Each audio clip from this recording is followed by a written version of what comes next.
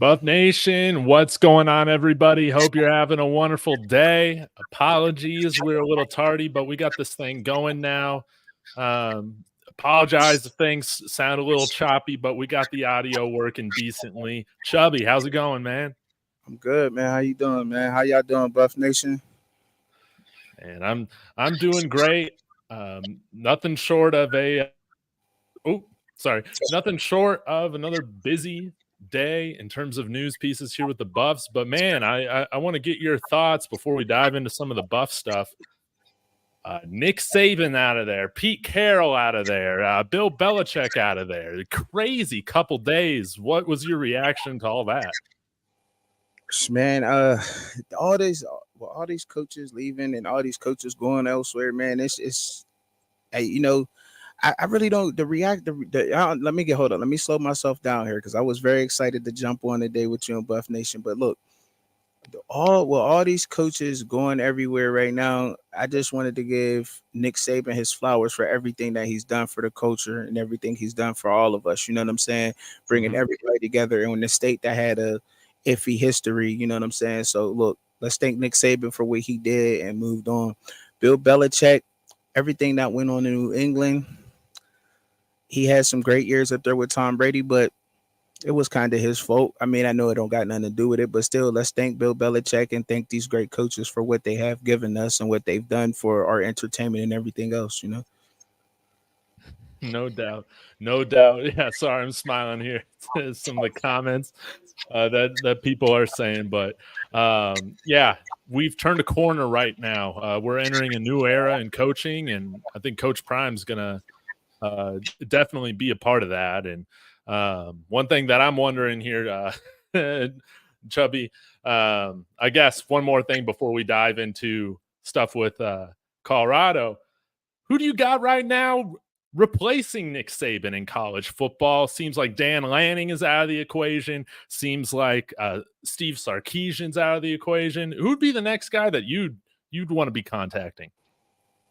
The next guy I'd be wanting to contact for the Alabama job has got to be somebody who's been around. I'm not like the crazy thing about this is, and before I get into it, is will any of these NFL coaches even want to come down to the NCAA, seeing that the rules and how the rules is and the lack thereof of rules and how loose this transfer portal thing is, because I think that had a lot to do with Saban going out of the door. So, with that being said, like you get to looking around. I mean, Mike Vrabel, I think would be a great fit for that job. In Alabama, I'm not sure if Brandon Staley would be a good fit there, but I definitely would have to say Mike Vrabel. That would be my pick to go to Alabama and keep things going there. That legacy and everything that has been taking place in Alabama, he's definitely the for sure guy. Yeah, man, it's going to be interesting to see what happens. My guy right now might be staying in the college ranks right now with Lane Kiffin or Mike Norvell, but all those guys seem to be pretty rooted in what they're building. But I put this out on Twitter, man. If nobody wants to follow up Nick Saban, I will do it. I thought these guys weren't scared of the smoke, right? I'll do it. Yeah, Dave. Yeah, right. You know what I'm saying? I'm just like how you said earlier, man. I'm just somebody on the mic talking shit, sitting here, man, in one of my off rooms that I turned into a studio, man. You know what I'm saying? Like, hey, I ain't about to. But look, I don't know if a lot of guys out there really, just how you said it, you said that well. If they really want that smoke of Alabama, the everything that comes with it, the adversity that comes with it. Nick Saban had an interview that I just watched recently, and he spoke very well in detail on how he was nowadays how college football has overwhelmed him. He can't do it the way that college football used to be done and used to be ran. And if he can't run things that way, then he just rather step away from the game. So it's hard to really say who wants to deal with that. And when you go to an Alabama school with so much prestige, so much people eyes and the fan base like that, you're dealing with that times 10. So who really does want to go there and get that job? That's why I said I would think the job would go to somebody who's already been at the NFL level to come down, because when you're looking at schools like Alabama and Georgia, those are huge schools and NFL ready talent, and only a guy that is used to that much publicity and adversity from the NFL can take that job or handle what comes with that job, in my opinion. Well, let me throw one in here. And sorry, Chubby, I'm muting you when I talk so I don't get that feedback. So I hope that's cool. But you're talking about bringing in a guy with NFL experience who's also kind of been there, that understands the culture, all of that. Probably a much more successful college coach than NFL head coach. Still a great mind. Spent a little bit of time at Alabama as well as an offensive coordinator and maybe analyst, if I remember. Wouldn't it be the sexiest hire, but Bill O'Brien? What do you think about that name? Bill O'Brien there? Nah, Dave. I don't know if that's a good fit for Alabama, Dave. I don't know. I don't know about that one. I mean, if you just, I really don't want to get into just like this throwing any just random names out there. I mean, the responsibility of us out here doing what we do, you know what I'm saying? We have to have some guy, you know what I'm saying? Some guy that can fit there. I just don't want to be just throwing out anybody out there, you know what I'm saying? Like, I mean, for all that, like, hey, no disrespect. I ain't dissing nobody. Let's get Big Dog Chico, or no Raw. No. Let's get Coach Hayes. You know what I'm saying? Like, you know, but nah, but and it's no shot at anybody, but you know, like I said, it has to be somebody who is ready for that adversity at Alabama. And I'm really stuck on Vrabel, man. I think he's young enough. He's a guy that can go there and replace that. I mean, if you're gonna throw out another name there, it may shock the world. It may shock a lot of y'all. Let's say Brandon Staley. I don't know. I mean, he did bad up at the Chargers job. He did bad up at the Chargers job. He did. I mean, the Chargers had a fantastic offense to me. I mean, Keenan Allen, when you look at Keenan Allen and the way he balls out, I know this don't have nothing to do with it. I'm getting a little bit ahead of myself here, but Brandon Staley failed at the NFL level. It may change things, and he may be able to hold a locker room at the collegiate level, okay? Is the pros is different from the collegiate. It's different when you're a pro and you're a grown man that's a professional versus a young man who wants to become a professional. And I think that he may even shock somebody there. You may get a coaching change somewhere. I heard that the Kirby's assistant from Georgia is the favorite for the job at the moment. I'm going blank here. I can't remember his name, but he is the favorite for the Alabama job. He's an Alabama alumni. He's well respected from Nick Saban and Kirby Smart. He's been underneath both of them. Well, he's been underneath Kirby for these past couple of seasons and years, but he went to that school, and I think he's the favorite for that job. So, I mean, anybody else, like I said, anybody else that I have named is just, just names out there. But I believe that the job is going to go to the assistant coach down there in Georgia right now. Trying to think of who that was. I guess the way that you feel about Bill O'Brien, I would feel about Brandon Staley. I don't think he's coached in college at all, actually. But let's pull this up here right now, Chubby.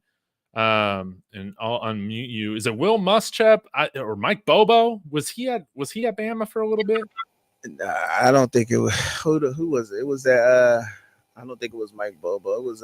Keep going, man. Go down. Was it Glenn Schumann? I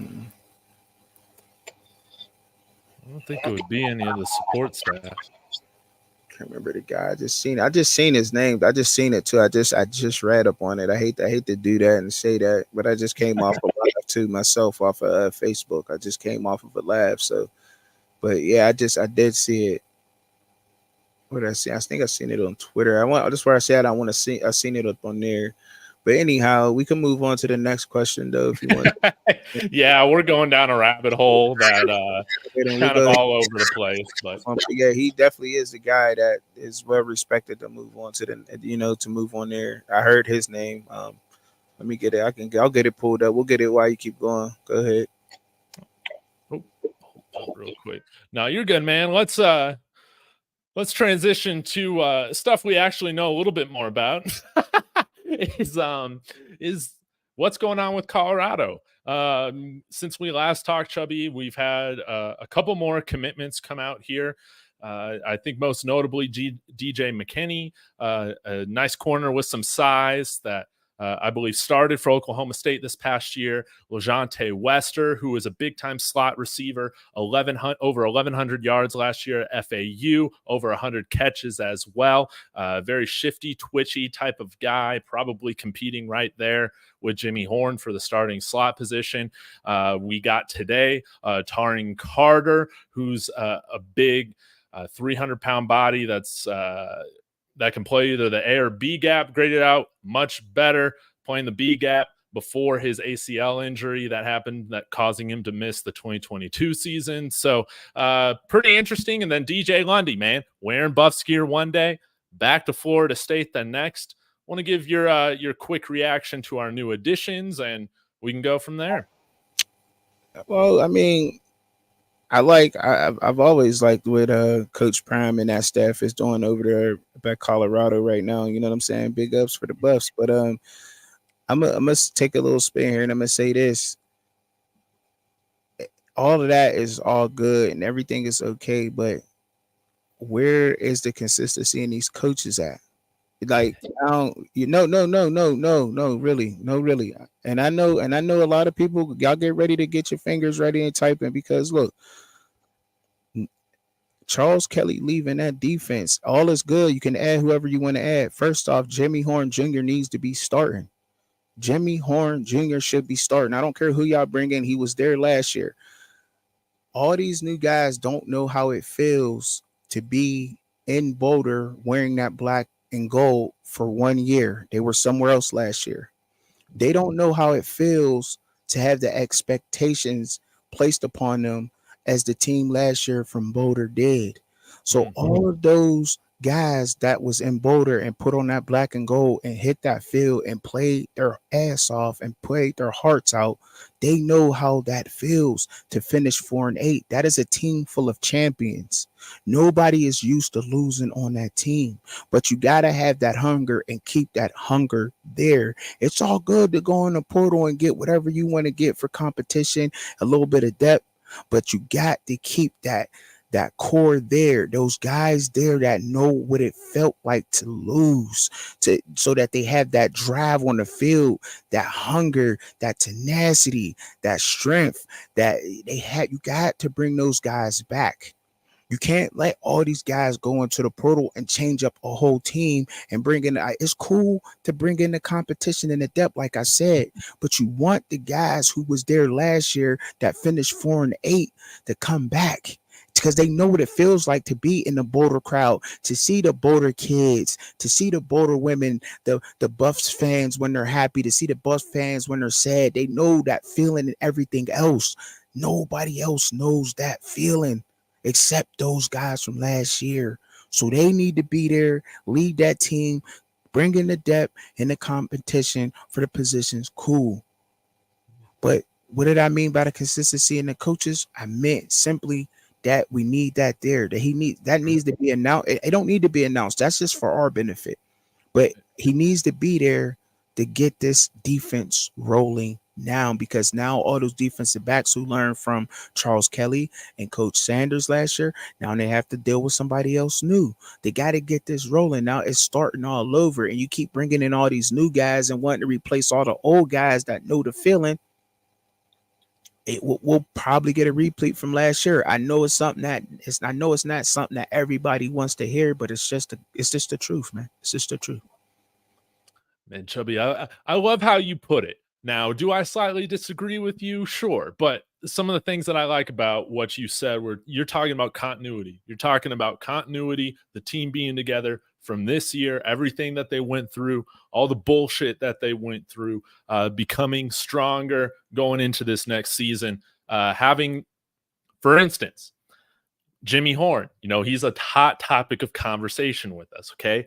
I think he led the team in drops this year with 8 drops, but also led the team in touchdowns. We need that consistency from him. Will another year of developing that rapport with Shedeur pay off? compared to having some of these other guys come in here. We're going to have to see. But one other thing that you pointed out that I really like is you're talking about we need guys to come in here and build the level of competition. I think with the guys that have hit the portal outside of the offensive linemen, which I don't think many of us are that upset about seeing any of those guys hit the portal. But outside of that, the 6-7 guys that have left the team really weren't getting any meaningful snaps at all outside of Anthony Hankerson. So it's going to be interesting to see where this whole thing goes in the spring session. And you're talking about the coordinators. I feel like the report is right now, or like the vibe is that they have been hired, but they haven't been announced. But don't meetings start next week with classes kicking off next week? I mean, we have to announce these like within the next few days, don't you think? Okay, well, look, before I answer that, I wanted to go back into what you just said about like, okay, because you said you disagreed on that, right? You disagreed with Jimmy Horn, he dropping balls. See, that's what you need back, though. You need that same feeling back. Mm-hmm. He knows how it feels to drop 8 balls in front of a Boulder crowd. Will Shepherd don't know how that feel to do that. Not in front of a Boulder crowd. You know what I'm saying? He don't want that feeling again. Jimmy Horn Jr. is going to do everything he can do this season to come in prepared and ready to not drop 8 balls and to add 8 more touchdowns to his resume this year. Mm-hmm. You know what I'm saying? Savion Washington had a bad season blocking last year off the edge. He knows how it feels to have a bad blocking season in front of a Boulder crowd. He will not repeat that same thing. And that's what I'm saying. Like, they know how that feels, and you have to bring that back. You know what I'm saying? Because look what happened when we let – you can name 3 offensive linemen probably. I can name a good, 2 right now that we let go up out of Boulder and could have helped our offensive line tremendously last year. And they both went into teams that made the college football playoffs. That's all I'm saying. Keep some of the people there. And I just recently seen something in the comments that I wanted to address, and they do need another running back, Zion. I don't care if Coach Prime says anything. Like I said, I admit it. That's for me, my benefit, for me to know the coach is there or not. And all I'm saying is that these guys, young men, have to learn a whole nother defense. They have to deal with another coach. Mm-hmm. Period. They have to deal with another coach, and you added more guys on the defensive line, and they're trying to get more linebackers and more players there. So they're going to have to hit the reset button, whether you want to hear it or not. No, it's not no, it's not what you want to hear, but I'm telling you what it is. You have to learn something new. You know what I mean? You can learn mathematics from Dave, but then if I'm trying to teach you mathematics, I'm gonna have a different way of teaching you that. So now you have to learn my way of it, right? Correct? You can go to a different classes, right? It's the same thing with coaching. It's just the facts. Now, will they be fine, and do I trust and believe in them? Of course I do. But it's just a fact. Now, he don't have to tell me anything that's going on there. But the fact of the matter is that there isn't somebody there teaching these young men the defense, and that is a problem whether you want to look at it or not, especially when you start looking around the Big 12 and seeing how the Big 12 is set up right now. These other teams are grabbing players that they're plugging and playing right now. Mm-hmm. And I think, Chubby, like, I'm trying to make sure I understand what you're saying, because I don't think that you're saying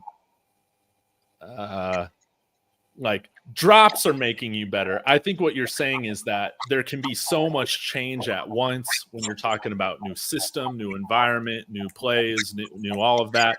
Sometimes the level of concentration maybe might not be there. Guys can perform better once they have more time and continuity. Is that kind of more so what you're getting at, rather than just like? Let me break this down. Let me break this down simply for him, because I like his picture. Okay, so yeah, I like that picture that you got up there, right? So when your first job, you messed up in the job, right? Just say, I don't know, it was at McDonald's. You burnt the hamburger. I don't know. You burnt it. You didn't know how to cook it. So the second or third time you went, did you burn it again? No. That's all I'm saying. I'm not saying that drops make you better, but yes, you learn from your mistakes. You do learn from your mistakes. I'm not saying that it makes you better. But what I'm saying is you learn from your mistakes. They know what it feels like to play in front of all of you, to get the criticism from all of you. These other guys don't know what it feels like in Boulder. They haven't lived there for a year. That Mhm. matters to keep that, even if they don't start, to keep that leadership around. So they telling them about how much the Nebraska game means to somebody. I'm just trying to break this down simple. Or am I making that clear, or do I need to go more in depth in that? No, I think that definitely makes sense, and it's about finding this right balance, right? Okay. Because this is a results oriented business, but at Mm-hmm. the same time, you need to be in an environment where um, you're comfortable enough to grow, like you're talking about at this job. Not that you have the room to fail. We Mm-hmm. don't accept failure here, but it's finding that right balance and where that is. We know that the results got to be better based on the guys that we're bringing in right now to compete. Mm-hmm. And some of them take jobs, Right. starting jobs, that's for sure. But I think Right. what you're trying to get at is just continuity, consistency with these guys, like any team. It can lead to more success this next year. Exactly. And hopefully, what we're seeing with the offensive system, like if Pat Shermer takes over, at least he's been here for this past year. Um, and they have some familiarity with him, even though his system will probably change. Are you? It's been a little while since we checked in, but how do you feel right now about Pat Shermer? Everybody's kind of talking about him being pretty much the guy. It just hasn't been announced. I feel like Pat Shermer is a plus to the offense because there haven't been much film to really break down on with Pat Shermer and Shador working together right now with that offense. So I believe that that's a plus for CU going into next season. Um, Pat Shermer also, regardless of what people want to say about him at the pro level, that was against all professionals in each position. This is at the college level where even the best will have bad days. Let's just be honest with that. But Pat Shermer knows how to make adjustments going forward, and Shador Sanders is by far the best college quarterback. Period. As many times as he was sacked, and I believe that him working with Pat Shermer in that offense will be awesome. Like I said, Pat Shermer can make all the adjustments when he needs to. He knows how to change his offense around that to keep him there. I think is a plus working with Shador the way they have been. Look, that's just in a nutshell with Pat Shermer. I mean, really, that's it with Pat Shermer. He's great, man. I mean, there's not that much I can say about him. I can't knock on Pat Shermer. I can't give him much more praise than what I just already have. I mean, Yeah. I think it's a plus for CU. Yeah, no doubt. I think that my opinions changed over time. I was completely against it when I first, heard about the idea of him being elevated to offensive coordinator. But I think the biggest thing that we noticed, this past year is there just wasn't Coach Prime, Shador, and Sean Lewis. Like those guys were not on the same page. They didn't trust each other. We can debate on why that was, but that was just the result that we saw. Things were fragmented with Pat Shermer. They trust him. It seems like they're all aligned in terms of their offensive philosophy and how they want to run the offense. So I think, like, let's say Pat Shermer is a 7, on a scale from 1 to 10. It doesn't matter if Pat Shermer is a 10, but if he shares a different philosophy than the quarterback and the head coach, it's just not going to work out. You could have maybe a lower ceiling, I guess, with the offensive coordinator, but if it's the right fit, and then we also get some competent coaching from the offensive line perspective, I think that this thing definitely has the potential to look worlds away better than what we saw last year, especially if the protection and the play calling is a little bit more methodical and all of that. Thoughts? Oh well, I mean, look, that was a great take on Pat Shermer on the offense. I don't really think that they should switch that nothing up there. But what I do want to touch on a little bit more, I see a lot of people talking about replacement for linebackers. I'm looking at the comments and stuff as we're going. So really, when you look at linebackers in that linebacker group, I think it's a hint of who may be coming in when you see DJ Lundy leaving. I don't want to really look at this and try to say this is a negative thing, like something else is going on in CU. I just want to say that maybe Charles Kelly and the way that he likes to run his defense and DJ Lundy seeing who was coming in was like, I'm not going to fit with that scheme. You know what I'm saying? We all know that Levy Smith runs at Tampa too, right? And maybe somebody, it has to be somebody who's a little bit more leaner, faster, you know what I mean, and can cover a lot better than DJ Lundy. Let's just be honest there. He's a great run stopping linebacker, or you know what I mean, he can stop that really good. But his pass coverage was, you know, iffy at times, okay? But that may be a hint towards there. A lot as far as linebackers go, like I told y'all before, I'm really okay with what was there only because I know what it took to play linebacker last year. I know you guys keep saying they didn't make big plays. I heard they didn't make big plays. We need new linebackers. And a lot of that had to do with the defensive line. And that's it. I mean, I don't want to call names off the defensive line, but a lot of the poor linebacker playing that we seen last year, guys, came from the defensive linemen, not in their gap assignments. You know what I'm saying? When Bishop Thomas is taking on a double team, somebody's solo one-on-one. Nobody was getting past that solo block. Watch the tape carefully. Break it down carefully before you just go and saying things like, you know what I mean? Because I know that's what I do. I take my time out and I really pause and I play and I look deep into these plays and I see that they're out of their gaps. They're not even in their gaps. They're getting pushed around sometimes. Bishop Thomas took on a lot of double teams. And now when the defensive line doesn't do their job, it goes back onto the linebackers. That's why they were playing poor. They were doing the best job they could. I honestly think the linebacker core is okay. Yeah, do you need to add depth in your competition? Absolutely. There's nothing wrong with that. But I do think that Bentley and Demoy Kennedy got a bad rep because of the poor play of the defensive line. That's my opinion. That's not even an opinion. That's from what I saw from my evaluations. Period. Why do you think they brought in new defensive linemen? Yeah. Yeah, I might go as far to say right now, Chubby, if we only had like, this is just all hypothetical, but if we had one guy to bring in and he's either a linebacker or a defensive lineman, I would choose a defensive lineman. I still that's going to be the most important factor in our secondary looking better, in our linebacker play looking better. You know, do we still have ways to go right now before we're a national title contender? I think so. But that's going to be the easiest path to success, I think, is having the best defensive line that you can. I mean, especially when you're in the Big 12 and when you look around the Big 12, like I know that's what we focus on here and your show, David, is the buffs. But I look at college football as a totality all around. All around, I pay attention to various teams and I look all around. The Big 12 is absolutely stacked right now. And believe me, as many people who want to come to Colorado and play for Coach Prime, there is as many players that want to go elsewhere to play against Coach Prime only because they know they're going to get the limelight against that team. So, yes, that's happening. When you look around at all the other teams around the Big 12, you will see that they're also stacking up and they're getting quality players out of the portal also.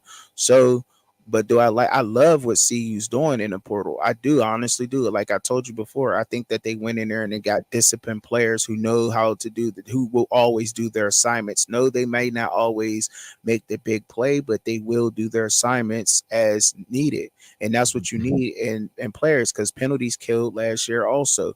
I highly disagree with anybody, and I'll take it. I promise you, if anybody can tell, if anybody goes really and watch the film from last year and studies it, and then tell me that the linebacker play sucked or was they stepping up, the reason why Shiloh Sanders was damn near leading tackles for the damn team is because of the damn problems that was started up front. It's a domino effect. Okay, it's a domino effect. Defensive line doesn't do their job. Down the linebackers have to try to compensate for that. The linebackers look shitty because they had to try to back up for that. Now you got Shiloh coming up making tackles. That's how that works.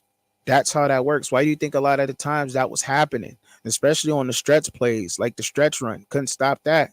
You know, that was good. Like, I mean, just watch the film, break it down, and then you could tell me what didn't work and how what didn't work. But I love it. I love to interact with you guys. I love it. But I've actually done the studying on this team. I really have, and everything that they have done up to this point has set them up for the future as best as they could in the portal with what the NIL funds they had. Did they miss on a couple of players? Yes, but did they bring in quality players? I believe so. That fit the scheme of CU and what they're trying to run. And the player and we also got to look at the fact too that Charles Kelly leaving was a damper because a lot of the defensive players they brought in wanted to play in that style of defense. So yes, now we got to reevaluate again.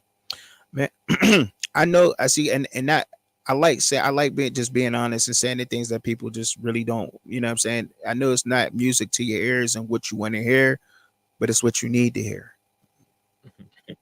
Man, I love it, man. That's why I like having you on the show, Chubby. You give a different perspective, man, than a lot of other people do, and that's why I love having you on here. And it gets us thinking. It gets us thinking in a different way, considering different things. And I mean, that's how my opinion changes. But I want to talk about this too regarding Andre Hart. We can talk a little bit more about the linebackers. I know people have been talking about him in the comments as well. What are my thoughts on him? He can't recruit. Who has he ever brought in recruiting the linebackers? I think, again, I'm willing to give him another year. If a defensive coordinator comes in here and wants to bring in his own linebackers coach, kind of like what we saw Sean Lewis do with Bill O'Boyle, I'm okay with that, depending on who the hire is. But with how things stand right now, I'm assuming Andre Hart's going to still be on the staff as the linebackers coach, and I would like to see him have another year to see what the linebackers look like. Again, pretty much the whole room is staying, and seeing what they do another year working with him with an improved defensive line, and particularly the guys that he did recruit and bring in from the high school level last year, Victory Johnson and Morgan Pearson, how they developed this year after their redshirt year. Those are guys that and Kofi Taylor Barracks. I mean, they could be some of the best athletes that we have in that linebacker room. We're just going to have to see, but give him another full year, and then we can evaluate after that. Chubby, do you have any other further thoughts on Andre Hart or any of those linebackers I just named off? No, I really don't. Because I don't even know if some of them guys will honestly see the field. But yeah, but you know, I think that it was. I see a Zion. I like interacting with this. Man. Yeah. You know, Charles Kelly's defense, right? I believe that it was not horrible. It wasn't horrible the first week, was it? Not with the win, right? Not over TCU, the defending champs. It wasn't horrible week 2 versus Nebraska. It wasn't horrible then, was it? We did give up a lot of points, though. You know what I mean? They did. They did. And so does a lot of college teams. A lot of college teams give up a lot of points. It's not just CU. It's just not, you know what I mean? Some college defenses do, especially when you're rebuilding a whole team from in the portal. He literally built his team from in the portal, from out of the portal, from out of the portal. He built a whole team out of the portal, went and got people from out of the portal. They did the best they can do with what they had. Absolutely, 100%. They did. And that's what I want to, and that's what I'm talking about as far as if they would have kept some of the players off of that 1-11 team, maybe that don't happen. Maybe that doesn't happen. And for you to I don't think so about that, man.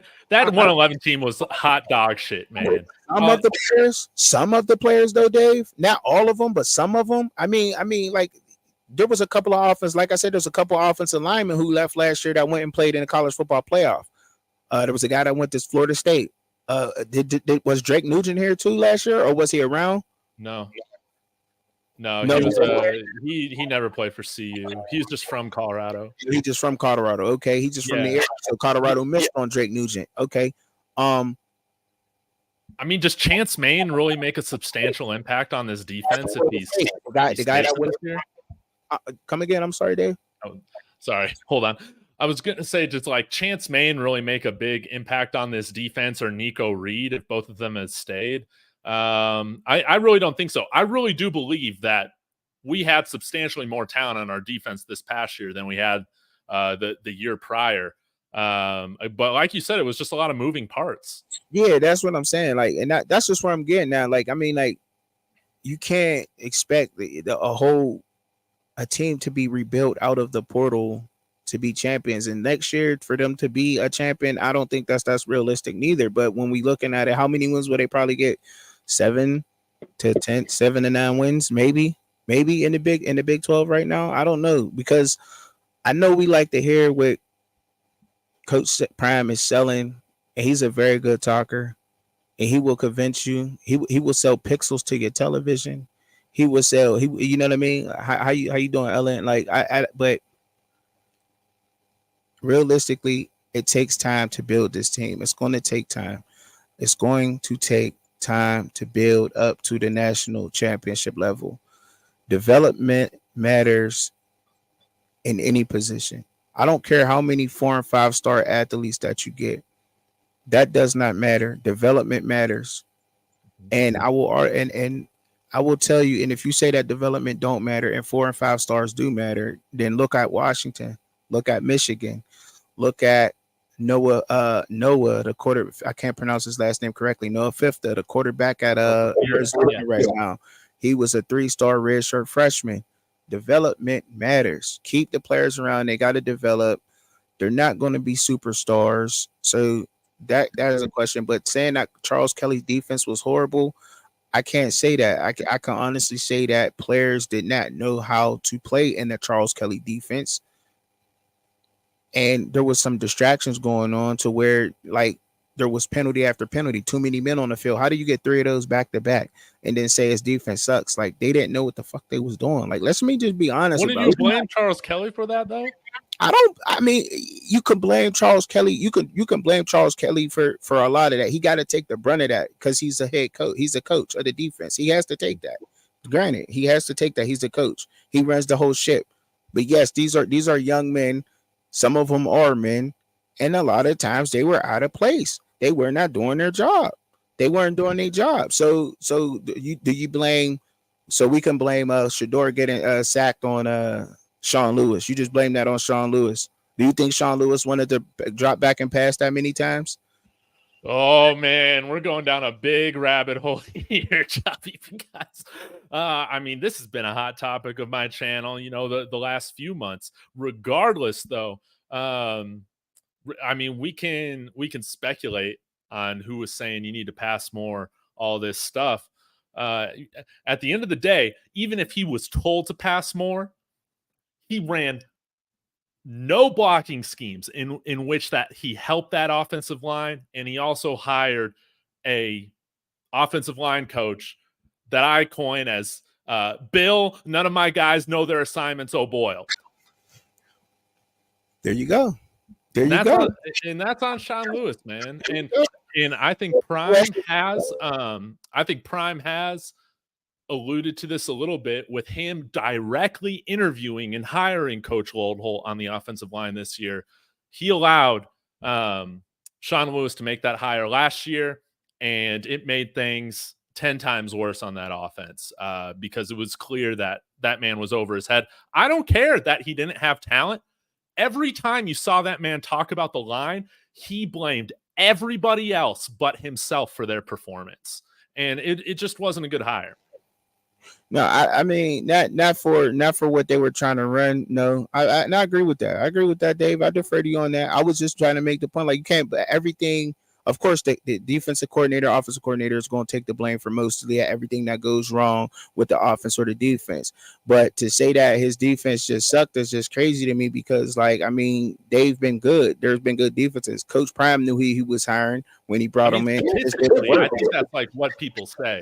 They were ranked 127th in the country. It just didn't work. I mean, the defense just didn't work because the lack of talent that was there, that we thought that was there, and it just wasn't. The talent wasn't there. That's why they got whole new people. I mean, that's just the fact of the matter. But the coach got to take it. And For me being a player in football, for me playing professional, professional football before and being on a team, I don't like to sit there and blame the coaches for all the time because a lot of that got to do with us and us not doing our jobs and being on our A game too. You know what I'm saying? Especially when you subbing in and out. We know who's supposed to be in what package. We know when they call 4-3 base cover one. We know when we call jumbo package goal line defense. We know who's supposed to be out there. We know that. Coach shouldn't have to tell us that. And the fact that you had to babysit the team like that is the fact of the matter is why we ended up with the record we did last year is because you had to babysit some wannabe grown men. Let's just be honest. I agree with you on that. No doubt. And really quick, Vagabond, man, you're totally right. I think it's a both and type of thing. Our coaching needed, has a lot to improve on. And you can say, hey, we were the 127th ranked defense under Charles Kelly. How much worse is it gonna get? No. I didn't play in the league every. No, I play semi-professional football up here, man. You know what I mean? It's just there's a lot of grown men. You know, some Division I scouts who players who maybe weren't so-called the best or whatever. You know what I mean? Just some semi-professional football in the area up here in New York, man. But we really balled out. You know what I'm saying? I balled out with some very good talent. You know what I'm saying? Sometimes guys use it for like the spring football, sometimes they use it for that kind of thing too, summertime. Yeah. A lot of college students sneak into the league and they play against us, and but it was very fun. But I did play against a lot of high value talent and I've been in the locker room and around some good coaches, decent coaches. And I just know that as being a young man, I was 22, 23 at the time. And I just know that you can't blame the coaches for every single thing that goes on with plays and play calling because we know, like I said, we know who's supposed to be in what package and everything else. And, as far as the offense too last year, touching on that, they didn't even try to run the ball a lot. We just didn't try to run the ball enough to answer the question. We just didn't. If you can get 3 yards and 3 downs, then I'll take a 4-from-1 with Shador back there. You know what I'm saying? Yeah. You know what I'm saying? Like, it don't look it's not sexy, but we just didn't try to run the ball enough, and that helped and I know for a fact because we had a horrible offensive line and it didn't show up into the championship game. You know what I'm saying? But we ran the ball consistent. And that helped them guys because now they can go. They can attack. You know what I mean? And when you're sitting back and you're in pass protection the whole game, that hurts the offensive line that tremendously. Like I can't harp on that enough. Like them being attacked every play and knowing that you're passing is just horrible for your offensive line too. And I will say that to defend them. But yeah, man. No, I didn't play in the pros. You know what I mean? I went on a little rant there. But yeah, no, I didn't. Man, but I love it, man. I love it. I mean, this is how everybody gets to know you. And I mean, hey, you are a lot closer to the pros than I ever was back in my day. But another question for you, Chubby. Where in New York were you, man? He said, "Where are you from?" I'm not from New York. I'm from Pittsburgh, Pennsylvania. But I was in Buffalo, though, to answer your question. Buffalo. Okay. Buffalo, New York. That's where I played semi-pro professional football up there. We played against Rochester, Syracuse, Rome, New York, Oneida, New York, Southern Tier, Dunkirk. Just teams that you probably wouldn't even know about. But yeah, you got to post some highlights. Oh, some highlights? Nah. Nah, man. I was trash, man. I was a team leader, man. I was a team leader. No. I ain't gonna say I was trash. I definitely wasn't trash, but I was a second string running back. Played special teams. Was a team leader on their team. I helped a lot with the defense. I was just a players coach kind of guy. You know what I'm saying? I got the team hyped up. I put players in the right positions. I talked to a lot of guys. I was a guy that mediated the team, if you will. I was a leader on the team. Let me be honest. I was. And I know that all of my guys will vouch for that. And they will tell you that. Like, yes, definitely Chubby was definitely a leader on our team, and that's what I played. Even though I didn't start and see the field, does not mean that I didn't have an effect on the field. And yeah, I ran the ball a couple of times, and I did good. You know what I'm saying? But that's that my role, I would say, and to be honest with y'all, was being a player coach. Man, I love that, Chubby. And I guess I got to get wrapping up here really quick. So I want to end with this question, though, since you're bringing this up, because you kind of alluded to this, how important roster continuity was and how difficult it can be to bring in 65, 70 new players and just win right out the gate, regardless of what the talent level is like. From your experience, what have you been on a team with one of these in one of these leagues where you're kind of coming together for the first time, as opposed to having had some years or some seasons together? How different is it from like a team leadership perspective? It's totally different because now you have a lot of you don't know the guys that's coming in. As you give interviews and you'll talk to reporters and tell them, oh, everything's fine, but realistically, like, you don't know these guys, you don't know what they're about. You know what I mean? They're coming in trying to take your spot, to compete for your spot. There's competition there. There's going to be a little bit of animosity there. You know what I'm saying? And that's what I'm saying. I'm from speaking from a team's perspective. Like, that's a hard thing to do. So, but what made our team great, what makes a team great, and it made our team great, was there was a lot of guys who played the season before I came in the losing season, and it was a bunch of guys that came. You know what I mean? So they were able to kind of tell us how things went. This game is going to be tough. They're going to do this. When the fans come out, like, we can't lose to this team. You know what I'm saying? And it's just little things, if you will, just little things about the team, and prepared us for that. But now, until the third season, when I became more of a role in that player coach type of role, then I was able to bring everybody together, because now I knew what everybody was, and that took time. That takes time to know where everybody is. We had guys that like going hunting and golfing, and we had guys who listen to rock, country, rap, hip hop, punk, soft rock, classical. You know what I mean? We had all different kinds of guys, and I knew how to. And it was hard to relate to everybody and bring them all together at certain times. It really was, to be honest. But we got it to work, and that takes time. It takes time to do that, and to know you got your back and we have each other's back. But that's the biggest thing. But once you get to that point where I have your back and he has my back, there's no doubt, no question, we're going to battle. So yes, the first two seasons was rough, but by the third season, we knew how it felt to take losses. We knew how it felt to lose in front of the fans. We knew how each other played. We knew what it was. And that matters.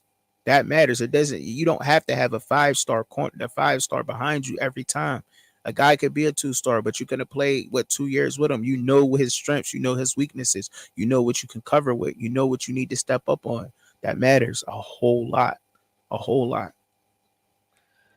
And well put, Chubby. And I look forward into. I want to hear a little bit more of this, in some future streams that we do together, because I really like that insight from your playing career. I think that is fantastic. And I got to start wrapping things up here. Again, thank you to everybody that has checked in, been part of the chat. Please be sure to subscribe to Chubby's channel over there. Chubby, where can we find you? Remind us of your username, and hey, what's your prediction for the Steelers this week? Sports with Truckin Chubbzy. You can add me on X, Instagram, TikTok, YouTube. Go ahead and subscribe. Hit that notification bell. I drop videos periodically through the week, but I'm live every Saturday at 6:30 p.m. Eastern Standard Time. I believe that's 4:30 Mountain Time, right? Did I get that right? Yep. Okay, 4:30 p.m. Mountain Time out there, y'all. So come check me out. Come kick it with me. I appreciate it. This Saturday, live, 6:30 p.m. Eastern Standard Time. And the Steelers. Can I curse on the channel, David? I don't know. Man. All right. The Steelers is about to whoop the Bills' ass. It would be a Bills thing.